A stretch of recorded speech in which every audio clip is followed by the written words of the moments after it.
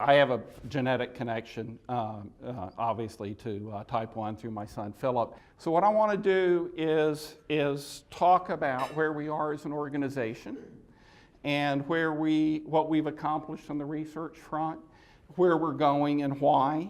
And I want to do that in the context of the last 40 years. So you really can appreciate how we got to where we are and why we're headed to the places we're going.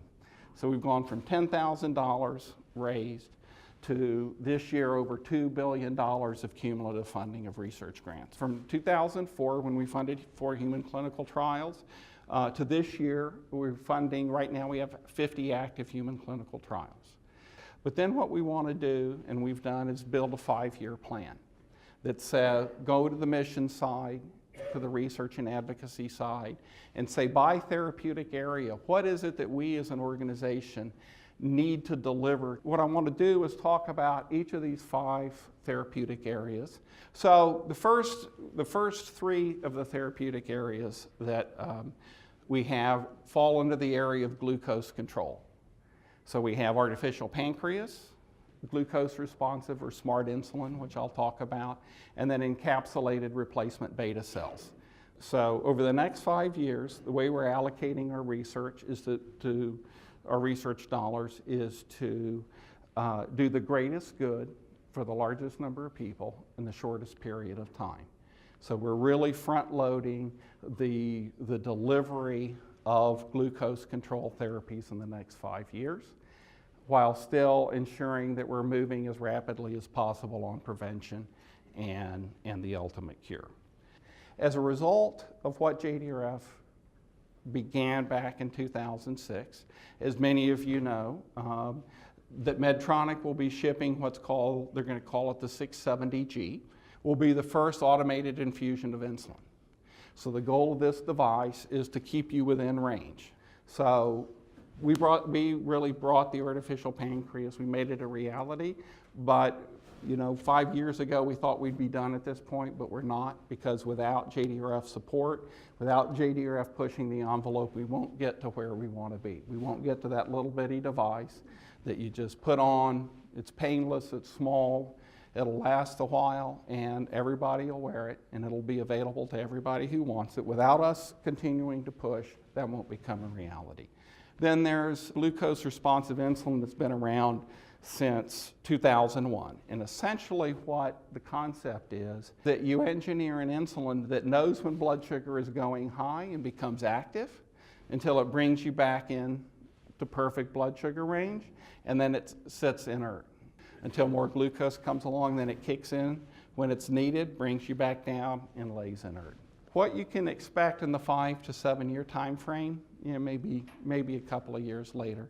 But the first generation of smart insulin will probably be an insulin that you can inject that will bring you down from highs and not drop you low.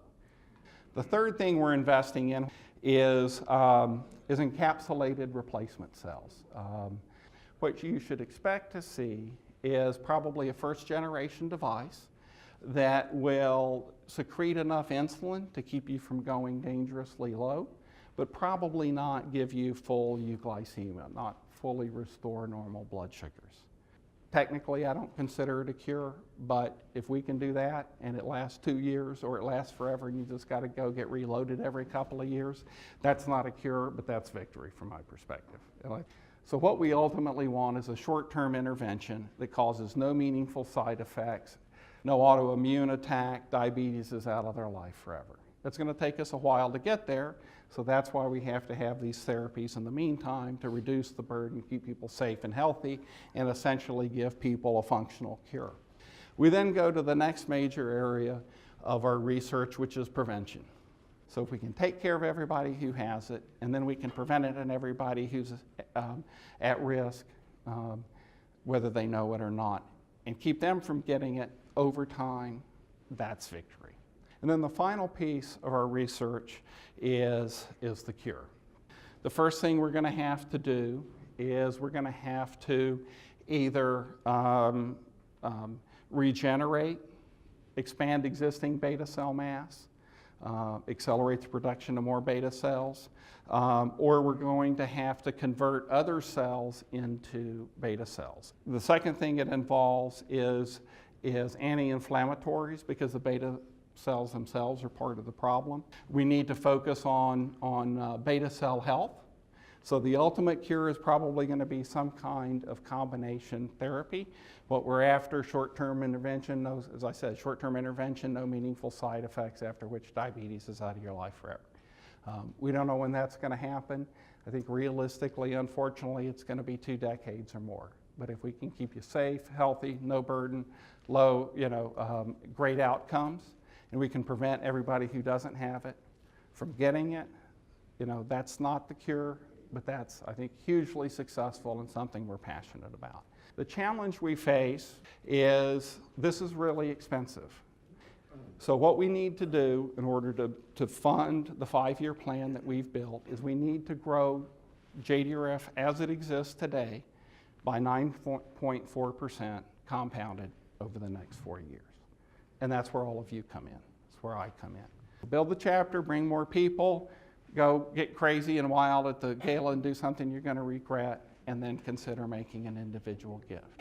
And if you'll help us do that, we have a high probability of success of delivering our plan, which would change the lives of everybody who is afflicted by this disease.